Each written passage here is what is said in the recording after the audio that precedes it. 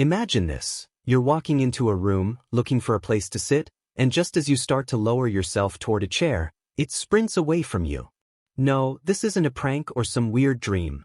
In this new world, chairs are alive and they've got a mind of their own. The moment you try to sit down, they take off like they've got somewhere to be. The idea of a simple seat suddenly becomes an epic game of chase. So, let's dive into this chaotic world where chairs just can't stay put and see how everything would change if they ran away when you tried to sit. First off, the immediate chaos would be something to behold. You'd go to the kitchen for breakfast, and as you try to sit down to eat, your chair scurries off across the room, leaving you standing there, mouth agape. You'd have to chase it down like you're in some sort of Olympic sprinting event, constantly battling your chair just to rest for a moment. The whole concept of sitting would become a workout.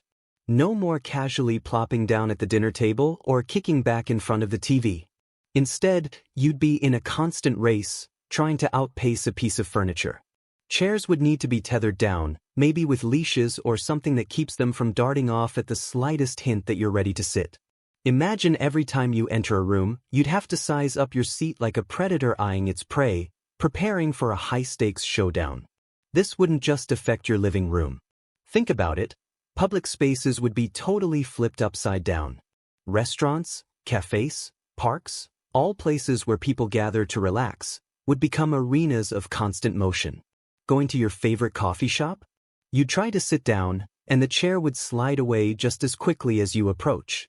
You might start seeing people bring their own chairs with them everywhere, like portable stools or folding chairs that they carry around just to ensure they can actually sit somewhere. And you can forget about sitting down for a meeting at work. Conference rooms would be in a constant state of panic as everyone tries to corral their chairs long enough to take a seat and actually start discussing things. Office chairs would probably need to be on wheels that you can control, because if they start running on their own, it'll be an all-out battle for every single desk. The physical toll this would take on your body would be unreal. Your legs would get a serious workout from all the running after chairs. You'd probably be so good at it that people would start calling you a professional chair chaser, like some kind of extreme sport athlete. Your calves would be massive, and your cardio would improve in ways you didn't think were possible. Imagine the sight of a gym full of people, but instead of treadmills or weights, they're chasing down chairs as part of a new fitness trend. It'd be the latest workout craze, the chair chase. It could actually become a competition where the goal is to sit down the fastest, a high-intensity race that draws huge crowds and major sponsorship deals. Who knew sitting could become the most active part of your day? Social norms would have to change too. The simple act of sitting would become a complicated process that could spark all kinds of new etiquette. What would you do if you finally caught the chair, only to find someone else eyeing it? "Hey, I was going to sit there first," might become the new, "I was first in line." People would develop strategies to deal with their runaway chairs. Some might set traps with clever distractions like fake snacks or shiny objects to lure the chair into sitting down. Others might employ a buddy system, where one person distracts the chair while the other swoops in to take a seat. And forget about public transportation. Public buses or trains would be complete chaos as everyone tries to get their chairs to stay in place. No more sitting down on the bus without a fight. It'd be a struggle to get a seat, and even when you did, the chair might dart out from under you mid-commute. The big question, of course, is how we'd even adapt to this new way of life.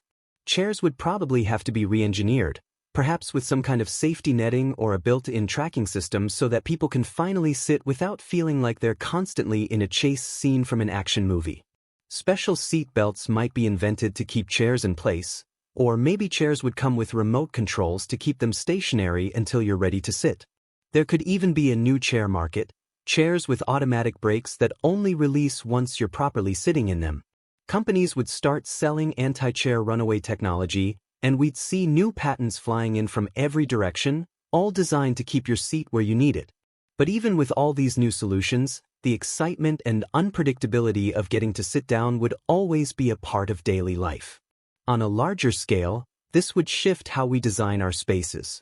Homes would be built with special areas for chair management, like chair pens or secure sitting zones.